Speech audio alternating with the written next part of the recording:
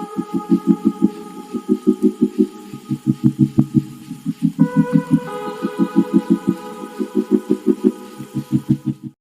कैसे हैं आप लोग। आशा करता हूँ अच्छे होंगे।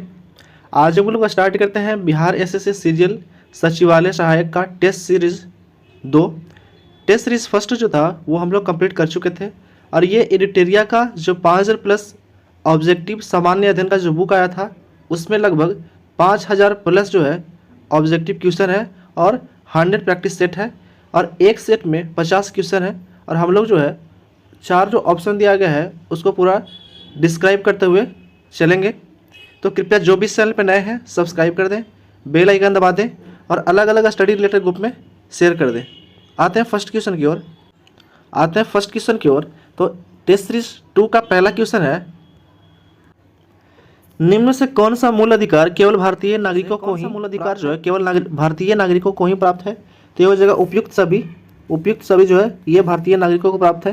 पहला है अनुच्छेद 15 में प्रदत्त मूल अधिकार, अनुच्छेद 16 में है प्रदत्त मूल अधिकार और अनुच्छेद 19 में है ये भी प्रदत्त मूल अधिकार जो है, जो 15, 16 और 19 जो है ये भारतीय नागरिकों के लिए ही प्राप्त है, केवल अदर नागरिक के लिए प्राप्त नहीं है, जो फॉरेन कंट्री के हैं उनको प्राप्त नहीं है। नेक्स्ट क्वेश्चन है, अगला क्वेश्चन, निम्न कथनों पर विचार करना है। ठीक है, देखते हैं। पहला कथन है, राज्यसभा के सदस्यों के कार्यकाल 4 वर्षों का होता है। राज्यसभा सदस्यों के लिए कम से कम 35 वर्ष की आयु होना चाहिए, आवश्यक है 35 वर्ष होना। राज्यसभा सदस्यों के लिए कम से कम 35 वर्ष आयु होना आवश्यक है। तीसरा कथन है, राज्यसभा अस्थायी सदन है लेकिन इसके 1/4 सदस्य प्रति दूसरे वर्ष पद मुक्त हो जाते हैं। तो इसका आंसर हो जाएगा उपयुक्त सभी जो है ऑप्शन नंबर डी वो आंसर हो जाएगा। सभी कथन जो है वो क्या है, सही है। नेक्स्ट क्वेश्चन है, धन विधेयक को राज्यसभा में अधिकतम कितने दिनों तक रोक सकती है। तो रोक सकती है 14 दिनों तक। धन विधेयक को राज्यसभा में अधिकतम कितने दिनों तक रोका जा सकता है, तो 14 दिन तक। नेक्स्ट क्वेश्चन है, कोई व्यक्ति उच्च न्यायालय का न्यायाधीश नियुक्त होने का पात्र होगा, कब होगा। देखते हैं पहला कथन, भारत राज्य क्षेत्र में कम से कम 10 वर्षों तक न्यायिक पद धारण किया हो या लगातार 10 वर्षों तक उच्च न्यायालय या न्यायालयों में अधिवक्ता हो। दूसरा कथन है कि उसकी आयु कम से कम 35 वर्ष हो। यह जरूरी नहीं है, आंसर हो जाएगा ए फर्स्ट। केवल जो है उपयुक्त कथन में से पहला जो है वो सही होगा। भारत राज्य क्षेत्र में कम से कम 10 वर्षों तक न्यायिक पद धारण किया हो या लगातार 10 वर्षों तक उच्च न्यायालय का या न्यायालयों में अधिवक्ता रहा हो। नेक्स्ट क्वेश्चन है, आंसर हो जाएगा इसका option number A. Next question है, वित्तीय आपात उद्घोषणा का अनुमोदन करने वाले संकल्प सदन के दोनों सदनों द्वारा कितने माह के भीतर होना चाहिए। तो होना चाहिए 2 माह के भीतर। नेक्स्ट क्वेश्चन है, अगला क्वेश्चन, भारत में पहली बार केंद्र सरकार के विरुद्ध लोकसभा में अविश्वास प्रस्ताव कब लाया गया था। तो लोकसभा में अविश्वास प्रस्ताव जो था वो पहली बार लाया गया था 1963 में। 1961 में जो है वो विश्व वन्यजीव कोष की स्थापना किया गया था। 1962 में भारत चाइना युद्ध हुआ था। 1964 में बक्सर का युद्ध हुआ था। नेक्स्ट क्वेश्चन है, अगला क्वेश्चन, राज्य के नीति निर्देशक तत्वों के प्रवर्तन के लिए किस अनुच्छेद में उपबंध किया गया है। तो ये उपबंध किया गया है अनुच्छेद 37 में। राज्य के नीति निर्देशक तत्वों के प्रवर्तन के लिए किस अनुच्छेद में उपबंध किया गया है। तो ये उपबंध किया गया है अनुच्छेद 37 में। अनुच्छेद 38 जो है वो संबंधित है राज्य और सामाजिक आर्थिक न्याय से। अनुच्छेद 39 जो है वो संबंधित है पुरुष महिला के समान रूप से आजीविका का प्रावधान के लिए। नेक्स्ट क्वेश्चन है, अगला क्वेश्चन, चलया समिति का गठन किस वर्ष किया गया था। तो चलया समिति का गठन किया गया था 1991 में। नेक्स्ट क्वेश्चन है, और ये चलया समिति जो है वो संबंधित है टैक्स दर से और इसका गठन किया गया था 1991 में। नेक्स्ट क्वेश्चन है, अगला क्वेश्चन, निम्न से किस क्रांति का संबंध कोको उत्पादन यानी चमड़ा उत्पादन से है। तो वह संबंधित है भूरी क्रांति से। चमड़ा उत्पादन या कोको उत्पादन जो है वह संबंधित है भूरी क्रांति से। धूसर क्रांति से संबंधित है उर्वरक उत्पादन। काली क्रांति कच्चा तेल से और गोल्डन क्रांति जो है वो बागवानी और शहद से संबंधित है। नेक्स्ट क्वेश्चन है, एक धन जो आसानी से विदेश से आता है लेकिन आसानी से चला जाता है, इसे किस प्रकार से जाना जाता है? तो इसे जाना जाता है हॉट मनी के नाम से जाना जाता है। नेक्स्ट क्वेश्चन है, गन्ने का उचित और पारिश्रमिक मूल्य अनुमोदित करता है, कौन करता है? तो यह करता है आर्थिक मामलों पर कैबिनेट समिति है, यह करते हैं गन्ने की उचित और पारिश्रमिक मूल्य तय करते हैं, अनुमोदित करते हैं, आर्थिक मामलों पर कैबिनेट समिति करते हैं। नेक्स्ट क्वेश्चन है, असहयोग आंदोलन में कौन सा कार्यक्रम शामिल नहीं है? तो कौन सा कार्यक्रम शामिल नहीं है? तो यह है ऑप्शन नंबर डी, सरकारी वाहनों से यात्रा करने पर पाबंदी जो है यह शामिल नहीं था असहयोग आंदोलन में। नेक्स्ट क्वेश्चन है, अगला क्वेश्चन, दांडी मार्च की समाप्ति किस तिथि को हुआ था? तो यह हुआ था 6 अप्रैल 1930 को। 12 मार्च 1930 को स्टार्ट हुआ था, जो 6 मार्च 1930 तक चला था, जिसमें टोटल 78 जो थे अनुयायी थे और 241 मील जो था यह दूरी तय किया गया था। नेक्स्ट क्वेश्चन है, गांधी जी के जीवन काल में घटी निम्न घटनाओं का कालक्रम सही नहीं है। गांधी जी के काल में घटी निम्न घटनाओं का कालक्रम सही नहीं है, तो कौन सा सही नहीं है? तो इसका आंसर हो जाएगा डी, भारत छोड़ो आंदोलन जो है यह हुआ था, कब हुआ था? तो यह हुआ था 8 अगस्त 1942 को हुआ था। बाकी सभी सही है। चौरी चौरा कांड जो हुआ था वो 5 फरवरी 1922 को। द्वितीय गुलमेज सम्मेलन हुआ था, वो हुआ था 7 सितंबर 1931 को। और पूना समझौता हुआ था 24 सितंबर 1932 को। बाकी जो है सभी सही है, ये गलत था। जो भारत छोड़ो आंदोलन जो है वो हुआ था 8 अगस्त 1942 को। नेक्स्ट क्वेश्चन है, अगला क्वेश्चन, आज़ाद हिंद फौज के साथ सुभाष चंद्र बोस ने सिंगापुर में स्वतंत्र भारत की अस्थायी सरकार का गठन कब किया था? तो किया था 21 अक्टूबर 1943 को। आज़ाद हिंद फौज के साथ सुभाष चंद्र बोस ने सिंगापुर में स्वतंत्र भारत की अस्थायी सरकार का गठन किया था 21 अक्टूबर 1943 को। आज़ाद हिंद फौज का गठन जो था वो कब किया गया था? तो वो किया गया था अगस्त 1942 में किया गया था। अगस्त 1942 में आज़ाद हिंद फौज का गठन किया गया था। नेक्स्ट क्वेश्चन है, सती प्रथा का उन्मूलन किया गया था, कब किया गया था? तो सती प्रथा का उन्मूलन जो है वो किया गया था 1829 के अधिनियम के साथ और धारा 17 धारा द्वारा 1829 में किया गया था। धारा 17 के तहत 1829 में जो था वो सती प्रथा का उन्मूलन किया गया था। और इनका जो सती प्रथा के उन्मूलन का मुख्य योगदान जो था वो राजा राम मोहन राय को था। राजा राम मोहन राय के द्वारा किया गया था। और गवर्नर जनरल थे लॉर्ड विलियम बेंटिक के समय हुआ था। नेक्स्ट क्वेश्चन है, बहावियों के विद्रोह को कुचलने का श्रेय किस गवर्नर को जाता है? तब बहावियों को विद्रोह को कुचलने का श्रेय जो है वो जाता है लॉर्ड एलिगन प्रथम को जाता है। और बहावी आंदोलन जो हुआ था वो 1820 में पटना बिहार में हुआ था। नेक्स्ट क्वेश्चन है, त्रिपक्षीय संघर्ष में निम्न में से कौन सा राजवंश शामिल नहीं था? तो शामिल नहीं था पल्लव जो था वो शामिल नहीं था। बाकी सभी जो थे वो शामिल थे। पाल शामिल थे, राष्ट्रकूट और प्रतिहार भी जो थे वो शामिल थे। पाल वंश के संस्थापक है गोपाल, पल्लव वंश के संस्थापक है श्री विष्णु, राष्ट्रकूट वंश के संस्थापक है दंतिदुर्ग और प्रतिहार वंश के संस्थापक है नागभट्ट प्रथम। नेक्स्ट क्वेश्चन है, अगला क्वेश्चन, सिंधु घाटी सभ्यता के अंतर्गत शवों को दफनाने के अवशेष मिले हैं। इसमें शवों को सिर किस दिशा में रखे मिले हैं? तो मिले हैं उत्तर की दिशा में रखे मिले हैं। और यह जो है दफनाया जाता था हड़प्पा में जो है वो दफनाया जाता था और मोहनजोदड़ो में जलाया जाता था शवों को। नेक्स्ट क्वेश्चन है, अगला क्वेश्चन, किस बौद्ध संगीति में बौद्ध धर्म को 2 संप्रदायों में विभाजित हो गया था?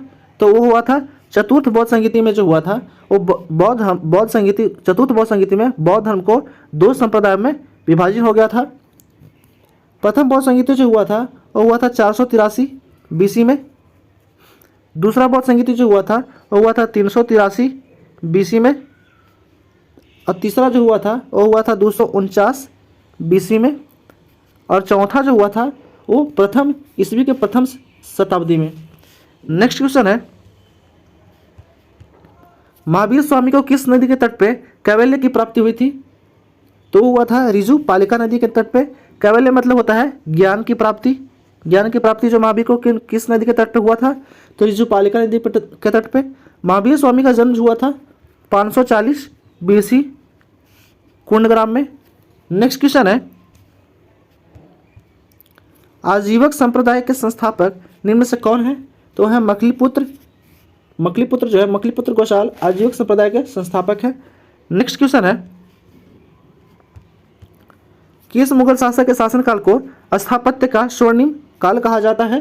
तो कहा जाता है शाहजहां के शासनकाल को मुगल शासक के शासनकाल को स्थापत्य का स्वर्णिम काल कहा जाता है। शाहजहां का जो कार्यकाल था वो था 1628 से 1658 तक। जहांगीर का कार्यकाल था 1605 से 1627 तक। और अकबर का कार्यकाल जो था वो था 1556 से 1605 तक। नेक्स्ट क्वेश्चन है, अगला क्वेश्चन, मुगल काल में मुहतसिब कौन था? तो मुगल काल में मुहतसिब जो था वो आचरण अधिकारी होता था, उसको मुहतसिब कहते थे मुगल काल में। नेक्स्ट क्वेश्चन है, दीवान ए अर्ज किस विभाग से संबंधित है? तो वह संबंधित है, दीवान ए अर्ज जो है वो किस विभाग से संबंधित है? तो सैन्य विभाग से संबंधित है दीवान ए अर्ज। नेक्स्ट क्वेश्चन है, बसावन और दशवंत किस शासक के दरबारी चित्रकार थे? बसावन और दशवंत जो है वो किस शासक के दरबारी चित्रकार थे? तो चित्रकार थे अकबर के दरबारी चित्रकार थे बसावन और दशवंत। अकबर का कार्यकाल था 1556 से 1605। शाहजहां का कार्यकाल था 1628 से 1658। हुमायूं का कार्यकाल था 1530 से 1540 तक। और फिर उसके बाद शेरशाह का शासन चालू हो गया था और उसके बाद 1555 से 1556 तक शासन रहा था, यानी कि 2 बार जो है वो शासन किया था हुमायूं। जहांगीर जो है वो जहांगीर का कार्यकाल था 1605 से 1627 तक। नेक्स्ट क्वेश्चन है, निम्नलिखित में से कौन सुमेलित नहीं है? तो देखते हैं कौन सुमेलित नहीं है। नरौरा उत्तर प्रदेश में है, ये सही है। कुन्नम जो है कर्नाटक में नहीं है, यह है तमिलनाडु में है, ये तमिलनाडु में है। काकापारा जो है ये गुजरात में सही है। तारापुर जो है ये महाराष्ट्र में सही है, यानी कि ऑप्शन क्या हो जाएगा? बी नंबर ऑप्शन हो जाएगा राइट आंसर। कुन्नम कहाँ है? तमिलनाडु में। नेक्स्ट क्वेश्चन है, 38वीं समानांतर रेखा किन 2 देशों के मध्य स्थित है? तो 38वीं समानांतर रेखा जो है वो स्थित है उत्तर कोरिया और दक्षिण कोरिया के मध्य में स्थित है 38वीं समानांतर रेखा। नेक्स्ट क्वेश्चन है, निम्नलिखित में से कौन सा एक अच्छे ईंधन का गुण नहीं है? तो कौन सा अच्छे ईंधन का गुण नहीं है? तो इसका ऑप्शन हो जाएगा बी, जलने पर ज़्यादा से ज़्यादा अपशिष्ट व हानिकारक गैसों का उत्सर्जन होना चाहिए, यह अच्छा गुण नहीं है। बाकी सभी जो है वो सही हो जाएगा। ईंधन का ऊष्मीय मान ऊंचे होना चाहिए, ये सही है। और ईंधन का प्रज्वलन ताप न तो कम और न ही ज़्यादा होना चाहिए, यह भी सही है। नेक्स्ट क्वेश्चन है, सूची 1 को सूची 2 से सुमेलित करना है। तो देखते हैं, विटामिन B7 जो है वो किससे संबंधित है? तो यह बालों के झड़ने से संबंधित है। विटामिन B12 जो है वह संबंधित है किससे? तो प्रनासी अवरक्तता होने से। विटामिन E की कमी से क्या होता है? तो बंझापन होता है। और विटामिन K से क्या होता है? तो रक्त को थक्का जमने में सहायक होता है। इसका ऑप्शन हो जाएगा आपका ऑप्शन नंबर हो जाएगा 1, मिला लीजिएगा आप लोग। नेक्स्ट क्वेश्चन है, तारों के मध्य दूरी ज्ञात करने की इकाई क्या है? तो तारों के मध्य दूरी ज्ञात करने की इकाई है गैलेक्टिक इकाई है। नेक्स्ट क्वेश्चन है, निम्नलिखित में से कौन सा रोग पुरुषों की तुलना में महिलाओं में बहुत कम होता है? तो होता है वर्णहत्ता। निम्नलिखित में से कौन सा रोग जो है वो पुरुषों की तुलना में महिलाओं में बहुत कम होता है? तो वर्णहत्ता सबसे ज़्यादा जो होता है वो पुरुष में होता है, महिलाओं में कम होता है इसलिए क्योंकि इसमें क्रोमोसोम जो है केवल X पाया जाता है, इसलिए जो है महिलाओं में बहुत कम होता है वर्णहत्ता। नेक्स्ट क्वेश्चन है, हीमोग्लोबिन लाल रक्त कोशिकाओं के अंदर का एक प्रोटीन है और यह निम्न से किसका वहन करता है? तो यह वहन करता है ऑक्सीजन का, ऑक्सीजन मतलब O2 का वहन करता है हीमोग्लोबिन। नेक्स्ट क्वेश्चन है,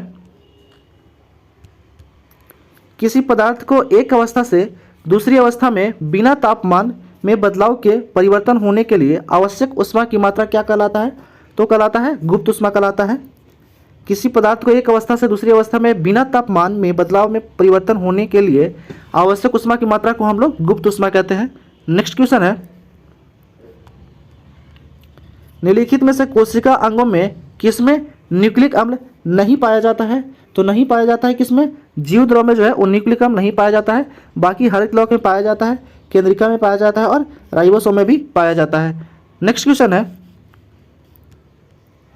निम्न में से कौन सा विटामिन ए का अच्छा स्रोत नहीं है। तो विटामिन ए का अच्छा स्रोत कौन नहीं है, तो जंतुओं के यकृत या गुर्दे, जंतुओं के यकृत और गुर्दे में जो है विटामिन ए का स्रोत नहीं है, बाकी सभी में है। पालक में विटामिन ए मिलता है, पक्का आम में भी विटामिन ए मिलता है और मछली का तेल में भी विटामिन ए मिलता है और डी भी मिलता है।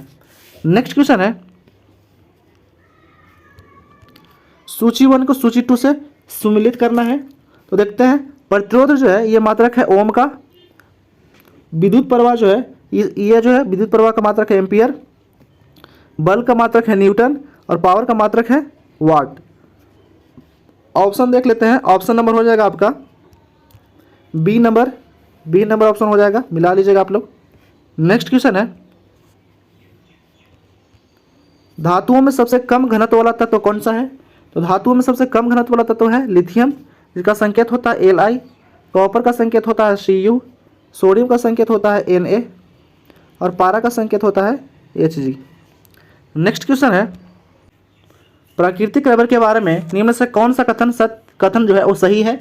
तो ये जो पहला है, पहला नंबर ऑप्शन सही हो जाएगा। यह एक प्राकृतिक बहुलक है और इसमें लोचदार गुण होते हैं, यह सही है, बाकी सभी जो क्या है वो गलत है।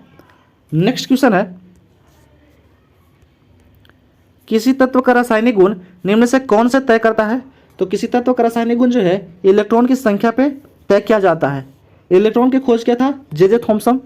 नेक्स्ट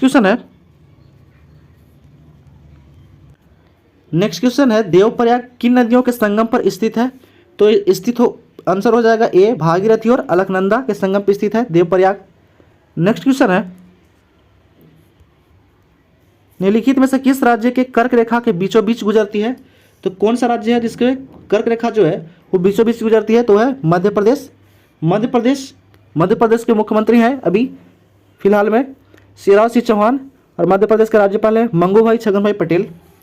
छत्तीसगढ़ के मुख्यमंत्री हैं भूपेश बघेल और छत्तीसगढ़ के राज्यपाल हैं अनुसुईया उइके। झारखंड के मुख्यमंत्री हैं हेमंत सोरेन और झारखंड के राज्यपाल हैं रमेश बैस।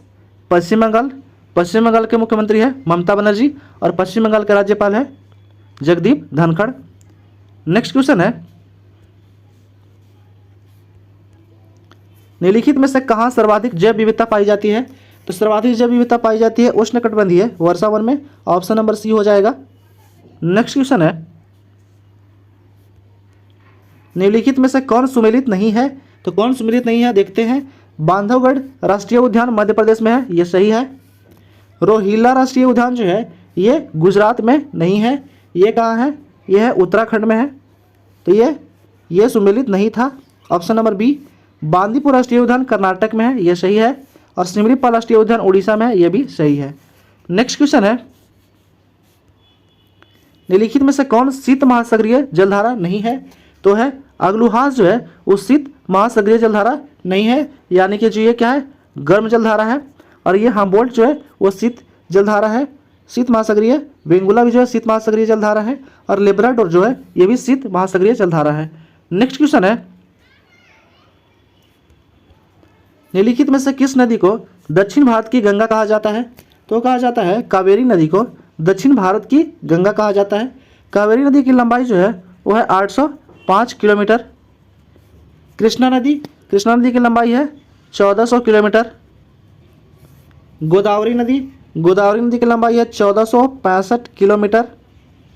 और वैगई नदी जो है इसकी लंबाई है 258 किलोमीटर। नेक्स्ट क्वेश्चन है, प्रशांत महासागर क्षेत्र में रिंग ऑफ फायर किस लिए जाना जाता है। तो वो जाना जाता है, इसका ऑप्शन जो हो जाएगा वो हो जाएगा बी, 1 और 2 दोनों। भूकंप के लिए भी जाना जाता है और ज्वालामुखी के लिए भी जाना जाता है। नेक्स्ट क्वेश्चन है, निम्नलिखित में से कौन जो है सुमेलित नहीं है देखते हैं। टकला मकान जो ये मरुस्थल है, ये मरुस्थल सभी दिया हुआ है, ये कहाँ है चाइना में है, ये सही है। थार मरुस्थल जो है ये इंडिया के राजस्थान में है, ये भी सही है। अटकामा मरुस्थल जो है ये चिली में है, ये भी सही है। गिब्सन जो है ये जो है अफ्रीका में नहीं है, ये कहाँ है ऑस्ट्रेलिया में है। कहाँ है ऑस्ट्रेलिया में ये स्थित है गिब्सन। तो ये ऑप्शन हो जाएगा डी गिब्सन ज्वालामुखी। सॉरी, गिब्सन जो रेगिस्तान है वो है ऑस्ट्रेलिया में स्थित है। नेक्स्ट क्वेश्चन है प्रतिरोधात्मक या घर्षणात्मक बेरोजगारी है कौन है? तो ऑप्शन हो जाएगा सी व्यवसाय रोजगार परिवर्तन की प्रक्रिया के दौरान श्रमिक व्यक्ति का कुछ समय के लिए बेरोजगार होना, उसको कहते हैं घर्षणात्मक बेरोजगारी या वह प्रतिरोधात्मक बेरोजगारी कहते हैं उसको। नेक्स्ट क्वेश्चन है न्यूनतम समर्थन मूल्य यानी कि मिनिमम सपोर्ट प्राइस के बारे में निम्नलिखित कथनों पर विचार करें। इसका आंसर हो जाएगा सी 1 और 2 दोनों। न्यूनतम समर्थन मूल्य आर्थिक मामलों की मंत्रिमंडल समिति द्वारा प्रस्तावित की जाती है। दूसरा बोल रहा है कि न्यूनतम समर्थन मूल्य कृषि लागत एवं मूल्य आयोग द्वारा अनुमोदित की जाती है। दोनों जो है वो सही है। इस वीडियो के ये लास्ट क्वेश्चन था। अब हम इसमें कुछ सारणी दिया गया है, इंपॉर्टेंट तथ्य दिया गया है, इसको भी देख लेते हैं।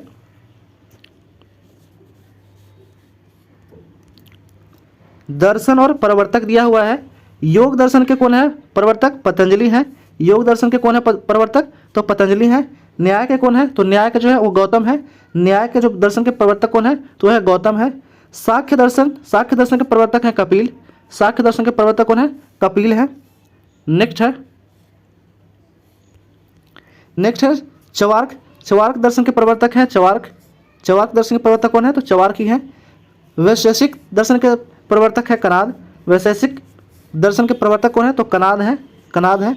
पूर्व मीमांसा के जो प्रवर्तक है वह है जैमिनी। पूर्व मीमांसा के प्रवर्तक कौन है?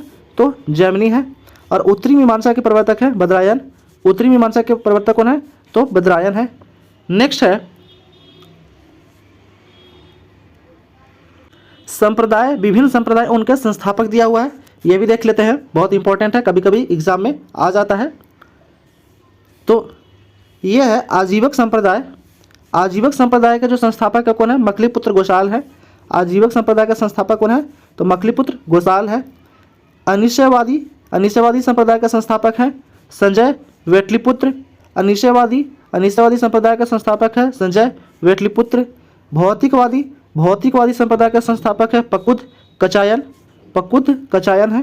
भौतिकवादी संप्रदाय का संस्थापक है पकुद कचायन। और लास्ट है घोर अक्रियावादी, इसके संस्थापक हैं पूरन कश्यप। घोर अक्रियावादी इसके संस्थापक कौन है? तो पूरन कश्यप। इस तरह हम लोग प्रैक्टिस सेट नंबर 2 भी जो है वो समाप्त कर चुके हैं। कृपया जो भी इस चैनल पर नए हैं सब्सक्राइब कर दें, बेल आइकन दबा दें और अलग अलग स्टडी रिलेटेड ग्रुप में शेयर कर दें। Thanks for watching.